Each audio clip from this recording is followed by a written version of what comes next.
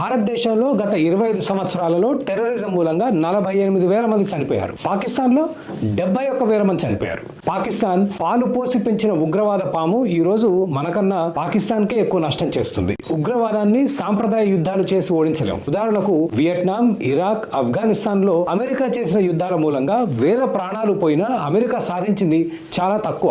భారతదేశం, పాకిస్తాన్ మధ్య జరిగిన 4 యుద్ధాల్లో కూడా మనం పెద్దగా సాధించిందేమీ లేదు. 1971 యుద్ధం మాత్రం బంగ్లాదేశ్ ఆవిర్భావానికి తోడ్పడింది. కాకపోతే ఆ యుద్ధాల్లో కూడా 90,000 బందీలను, 15,000 చదరపు కిలోమీటర్ల భూమిని పాకిస్తాన్ కి వెనక్కి ఇచ్చేశారు. యుక్రెయిన్ దేశాన్ని రష్యా 10 రోజుల్లో ఆక్రమిస్తుందని అందరూ అనుకున్నారు. యుద్ధం మొదలై 3 సంవత్సరాలు దాటింది. లక్షల ప్రాణాలు పోయాయి. ఇంకా యుద్ధం చేస్తూనే ఉన్నారు. ఈ రోజు మనం ఉగ్రవాదాన్ని ఆలోచనతో ఎదుర్కోవాలి, కానీ ఆవేశంతో కాదు. 1972 మ్యూనిక్ ఒలింపిక్స్ లో పాల్గొనడానికి వచ్చిన 11 మంది ఇజ్రాయెలీ ఆటగాళ్లను పాలస్తీనియన్ ఉగ్రవాదులు హతమార్చారు. ఇజ్రాయెల్ 7 సంవత్సరాల పాటు